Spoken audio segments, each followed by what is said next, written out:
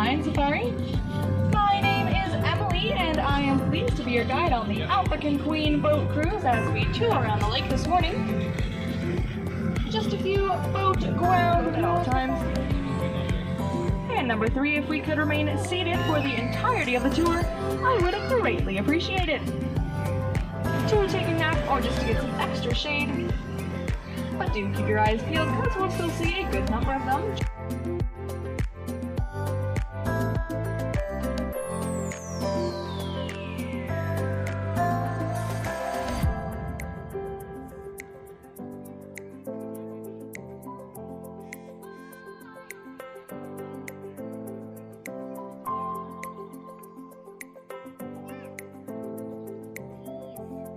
Actually scavengers native to Africa, although they will readily feed on a variety of small animal life, including fish, crabs. And it looks like some of you might be able to spot our black and white ruffed lemur. This species, as well as all other species of lemur, will remain seated and secure as any leaders.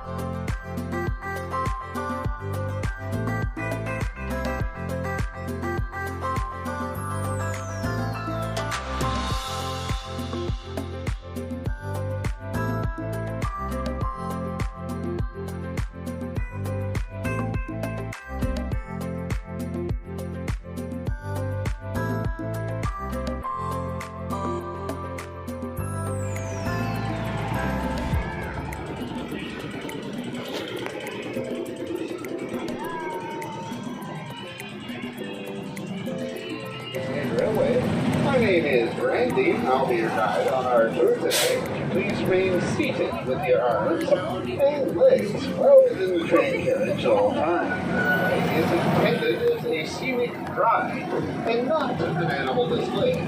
Therefore, it will only be by chance that animals are seen.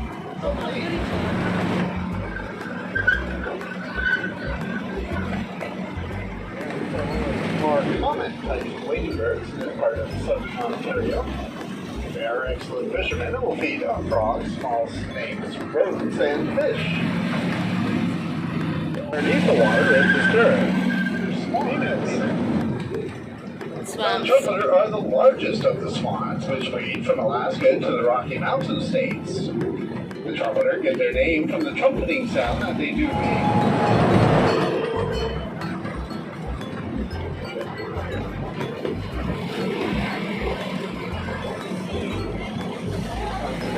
Education, and research worldwide. Through their passion, expertise, knowledge, and partnership, they inspire and engage people to ensure a vibrant future with elephants everywhere. Elephants do have sex every night. And on our right-hand side, if you look through the trees, you may notice it's the gateway to our show area. And these include the Paradise Show, bird of prey fly demonstration, as well as wild wonders. As well as wild wonders. If I had to try and answer them for you, I would like to thank you for coming to Afterlife Safari today and hope you enjoy the remainder of your stay here on Safari.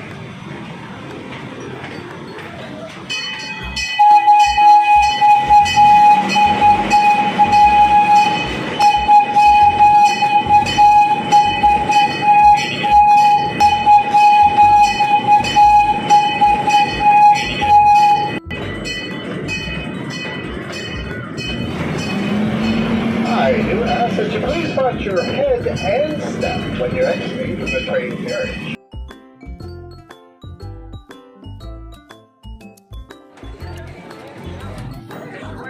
Just like our marabou stork down here, who is Albert.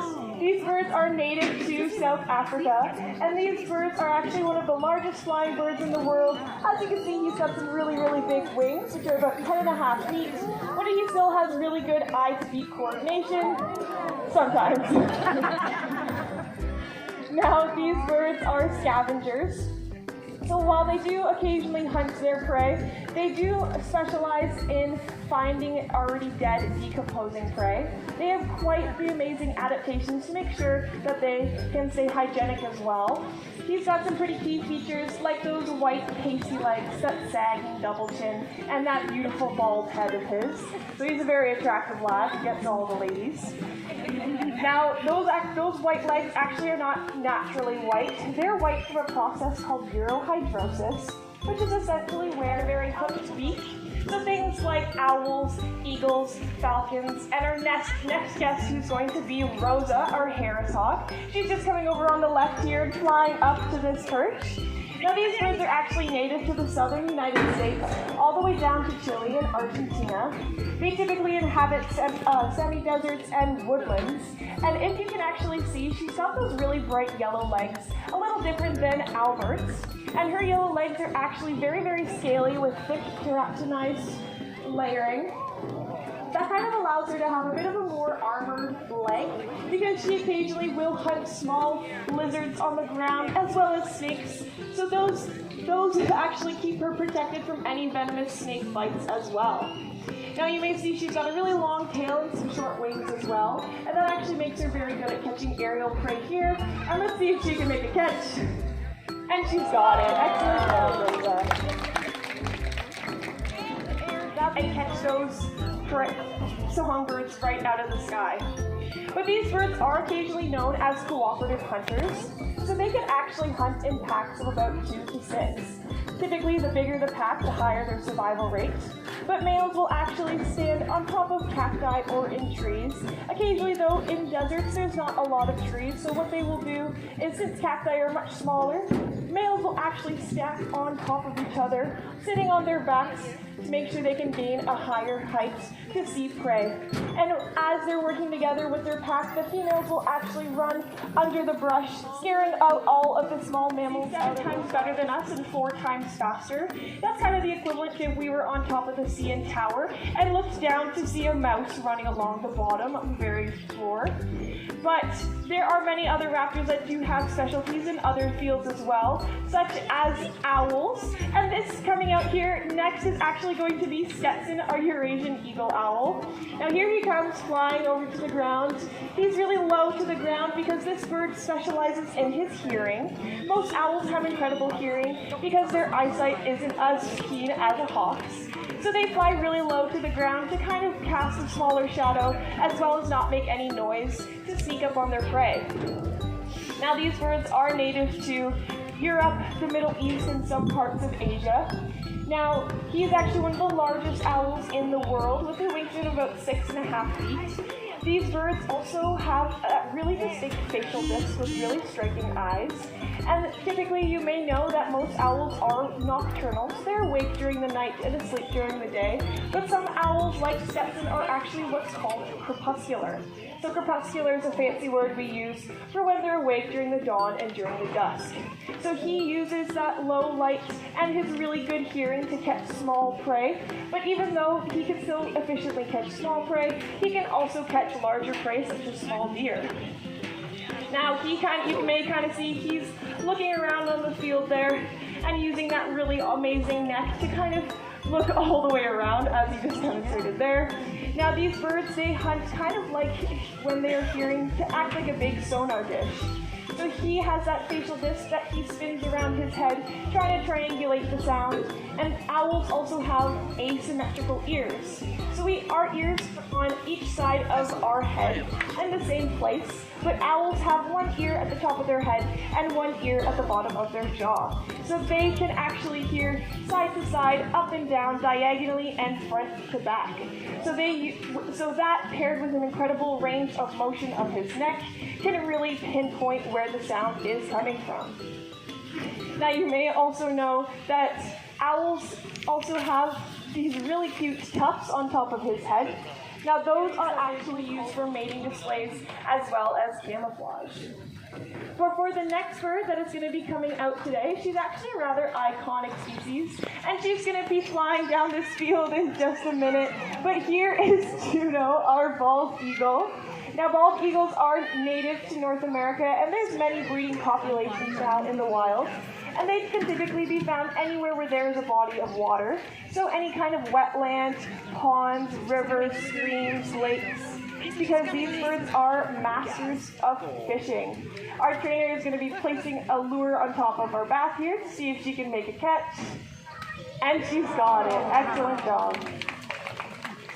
Now these birds, this is typically how they would hunt out in the wild. They'd be flying over a nice body of water, and whenever they see a fish, they will swoop down and grab it right off of the water surface.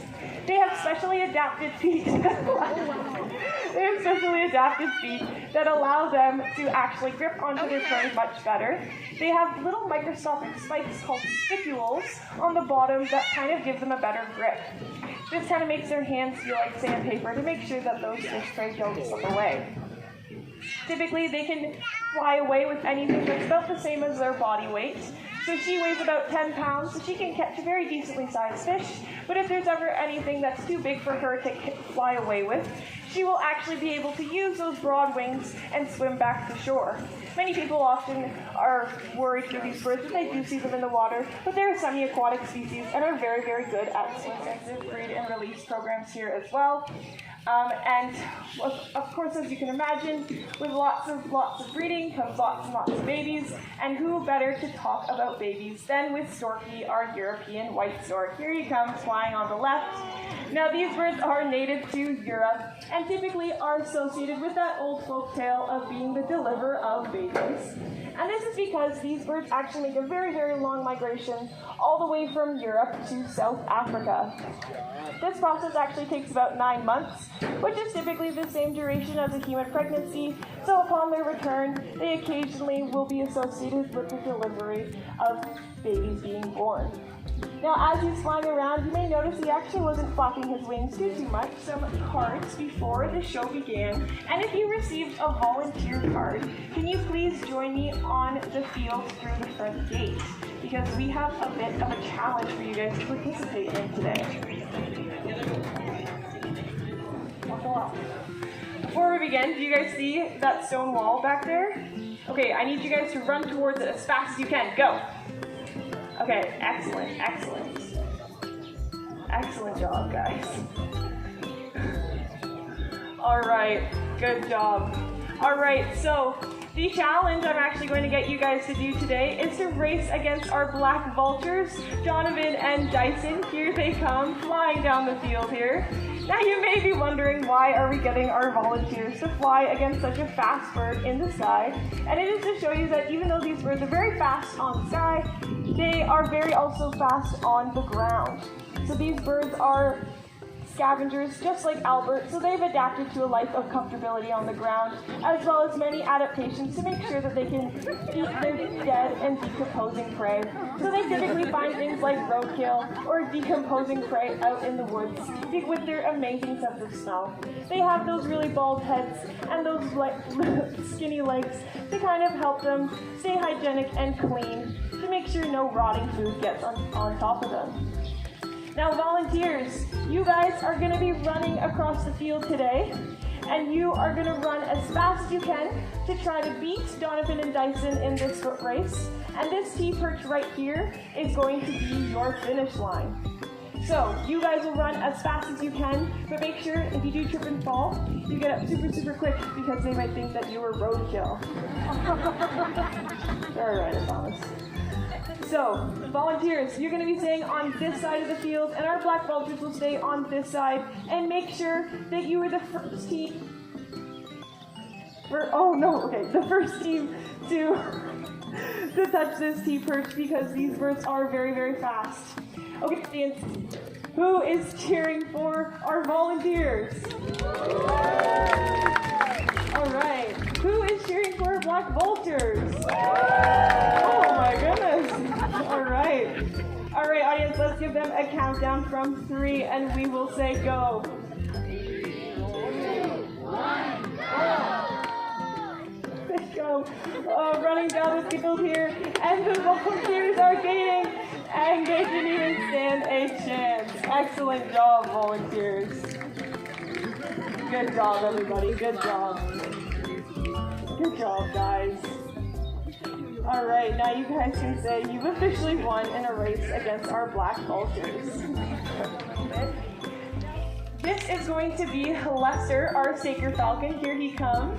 Now, falcons are masters of catching aerial prey and specialize in speed. Now, these birds can fly about 150 kilometers per hour when they dive to catch their food, which is typically faster than what your parents should be driving on the highway. Now, let's see if you can make a catch. That he's got perfectly. Now, these birds typically will fly around, testing out the weather conditions, and he also flies around. But at African Lion Safari today, I had mentioned before, we do have many breed and release programs, and the one that the Birds of Prey Conservation Center holds near and dear to our hearts is the Eastern Logger-Headed Shrike Breeding Program, and that is an endangered predatory songbird out here in Ontario, and there's very few breeding populations left, but thanks to your support, we've actually been able to release over 1,000 birds into the wild. So, thank you guys so much for coming out today and learning about these amazing birds, connecting with nature, but also for supporting the conservation that Safari does. There will be another show down the path in about 10 minutes. Lester will be out here along with Juno to ask any questions or take any pictures. But thank you guys so much for coming and have a wonderful day on Safari.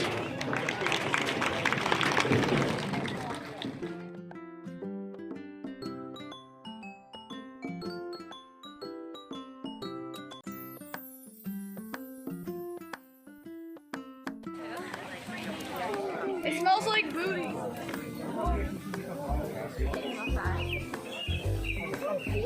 my first day oh, that doesn't smell bad.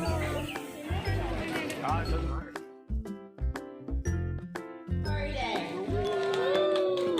I do have a better question for you. I think we can muster up a little bit more energy than that. Are you excited to meet some of the coolest animals in the world? That is certainly the enthusiasm we appreciate here. Now he's gonna find his way back home eventually, so we won't worry too much about him. But if we turn our focus over to Dora, we can see that the three-banded armadillo is the only armadillo species in the world capable of closing up into this complete ball.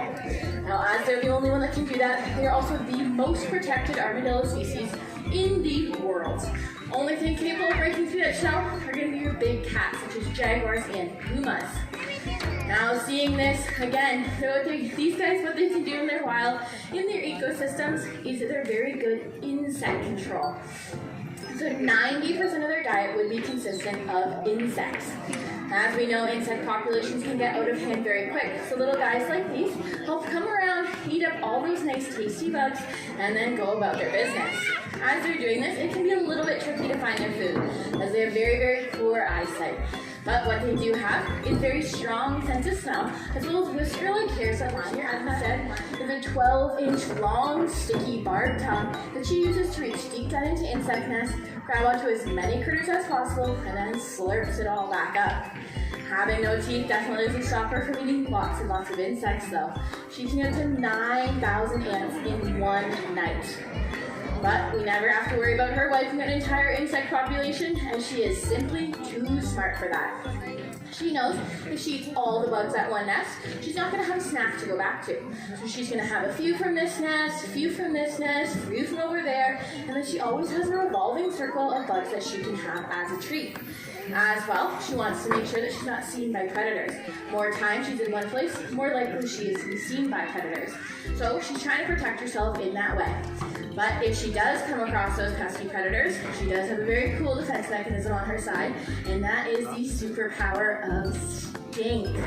It is said she can make herself 4 times smellier than a skunk. Now, they definitely did not get there by themselves with those little teeny tiny legs you see she has.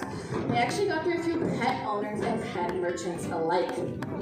Now you might be thinking, who in their right mind would want this size of a liver until their body temperature, just like mammals do? They're competing with native lizard species for their resources, as well as eating up lots of alligator, crocodile, and turtle eggs that line the sandy shorelines down in Florida. As well, non-native species bring a whole host of germs, bacteria, and diseases that the native flora and fauna is not able to compete with. So all these factors cause those native species population numbers to decline, while these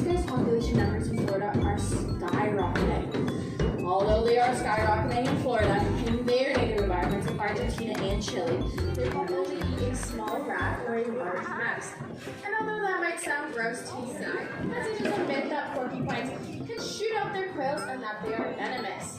Instead, if Dolores wanted to prick a predator on purpose, she would make her quills stand up nice and tall. She would look super intimidating, and then she would walk in a side-to-side movement, hoping to prick them in a sensitive area, such as the eyes.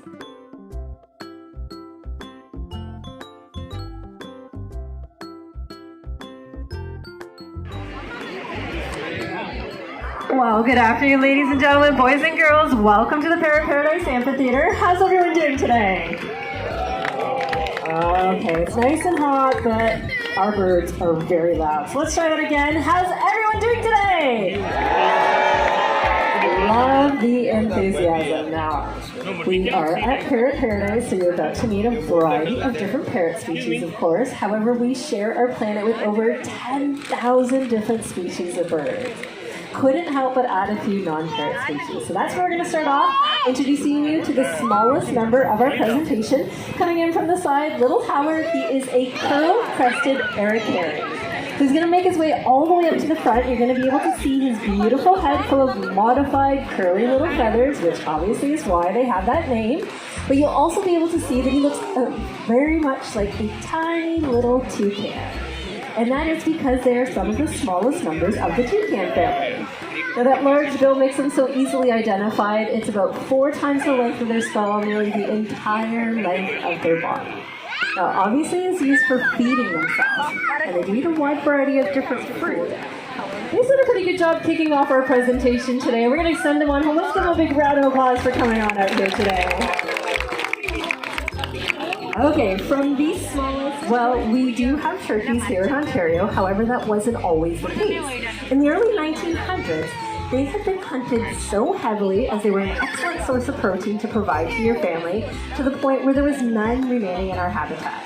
Now, it took until the 80s for the government to decide it was time to see these beautiful birds back in Ontario, so they started off by releasing over 4,000 turkeys across the province in several different locations, and within no time, those numbers were booming. Now, this day and age, they figure there's probably about 100,000 turkeys living in our province with us. So the real question is, has anyone here at Safari? This here is Levi. Now you're probably wondering what makes Levi so special to us? Well, being a blue-throated macaw, she's a critically endangered species. These types of birds can only be found in the wilds of Bolivia, where there are currently less than 500 individuals living there. So taking a step back into 2018, we hatched our first 2 chicks right here on site, Levi being the very first one, and since then we've actually added an additional 8 more chicks to our flock. We're certainly headed in the right direction, as those 10 chicks can make a big difference when trying to increase their population, but we were not done quite just yet. In September of 2023, we were able to send 8 of our blue-throated macaws from right here at the park all the way down to their native habitats in Bolivia. Now down there, those 8 have become part of a breeding program, and it's our hopes that their offspring will be released into the wild to help combat those declining numbers. Now the truth is, we couldn't have done it without the help of all of you here today, so we wanted to give each and every one of you a great big thank you for waking up, joining us on Safari, and becoming conservationists without even knowing it. Please give yourselves a big round of applause. I know Levi certainly appreciates it. Well, we got all that serious stuff out of the way. We can have some fun with these birds. We brought Levi up nice and close, and we're adding in Fever, our beautiful scarlet macaw, over on the left, and these two are going to help us point out a couple distinguishing characteristics of the parrot family.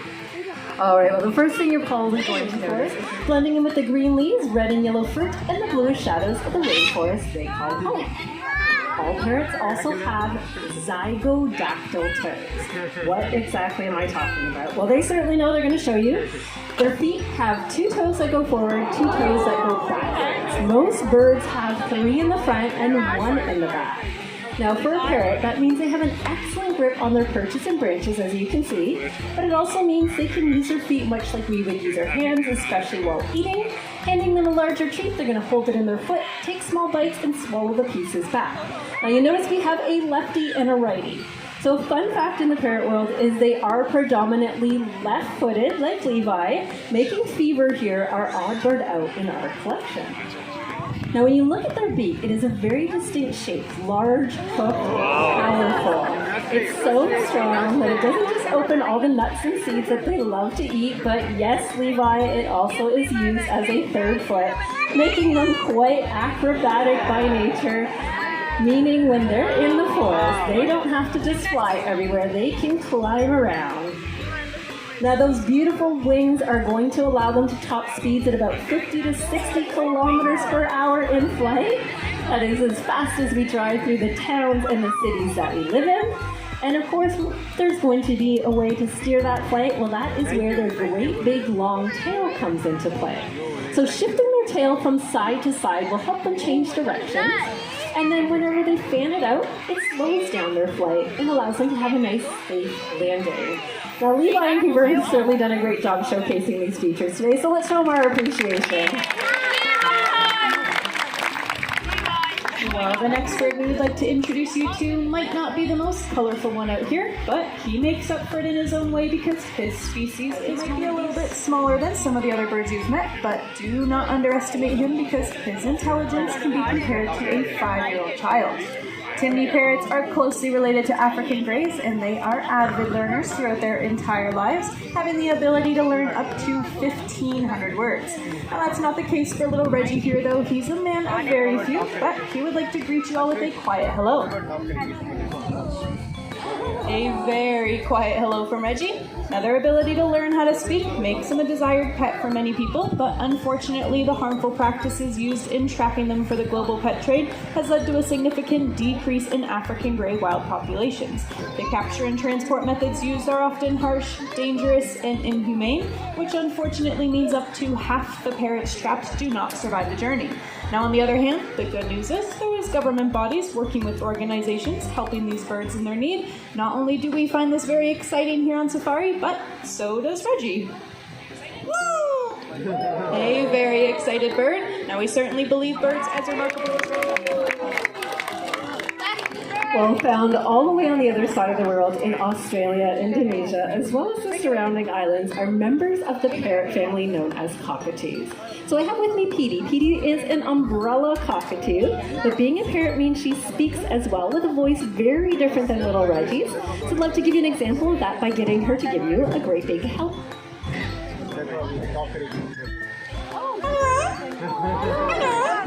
There's that sweet, sugary hello today. Now, she does certainly have a very sweet voice, which is typical of cockatoos. However, they do also hold the record as being some of the loudest members of the parrot family. Now, their call registers in louder than your average rock concert, to give you a good example of how loud they can in fact be. But what makes them so unique in the parrot world is their feathers on the top of their head. All right, are you even paying attention here? Let's move you over here. Pay attention. There we go. Where are those feathers? Come on. Let's go, let's go. Everybody's waiting.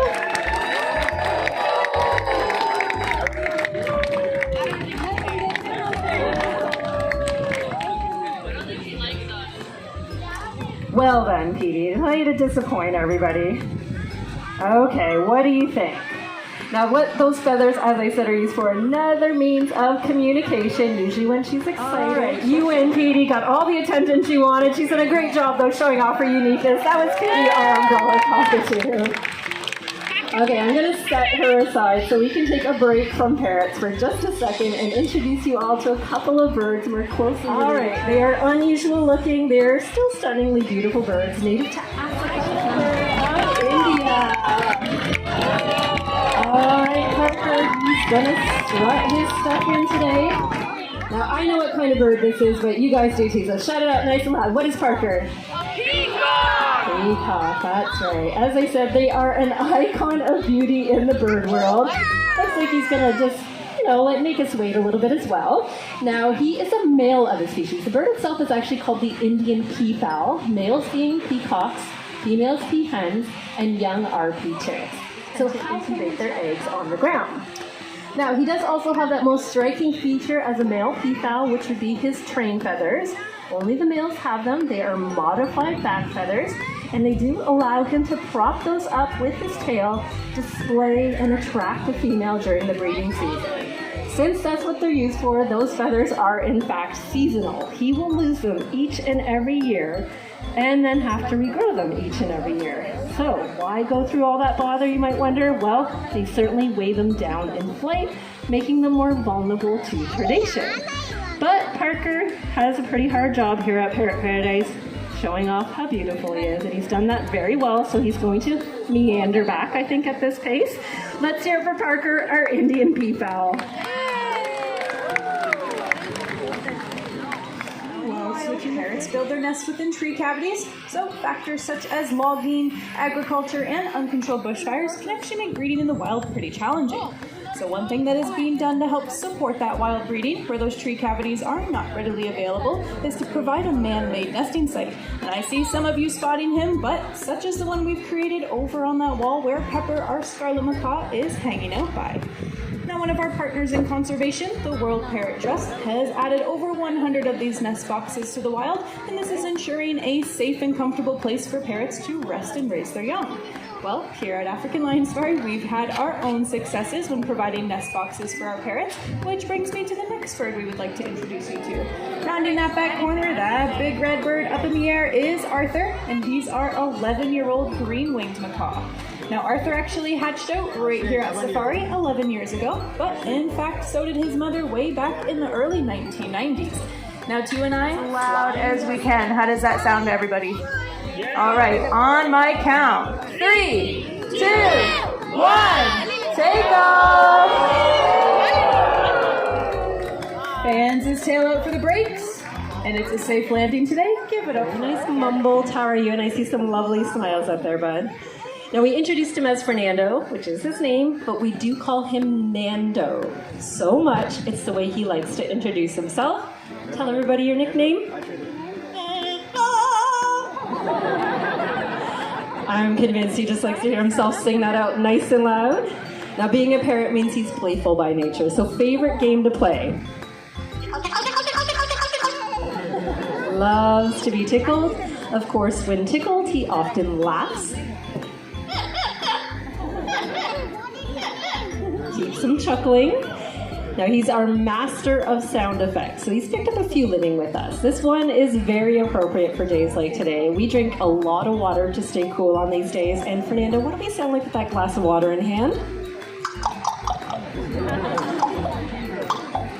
Staying very hydrated, of course. Now, he's also heard us with a cough over the years, and what do we sound like with a cough? No secrets with him. Now, natural talents like this to pick up on sound effects, we thought, why not work with him and teach him a few animal sounds? So this is his impersonation of a pig.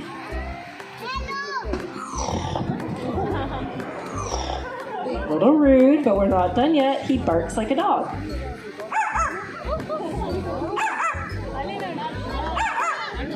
Not going to be scaring too many people with that bark, though.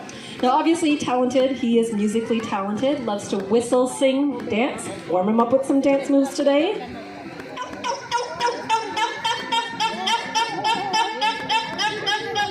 All right, he's ready to whistle. Keep in mind, he's just making it up as he goes along. So we'll see what he has for everyone here today.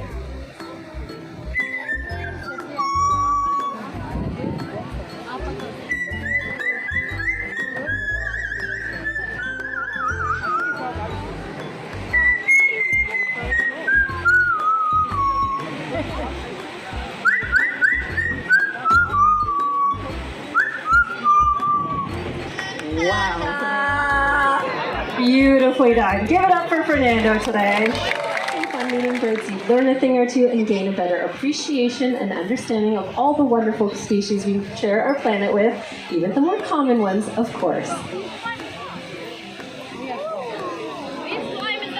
We'd like to take the minute to thank you all very much for joining us and for your support here at African Lion Safari. As well, please come on down, meet the birds, ask the questions, and enjoy the rest of your day, guys.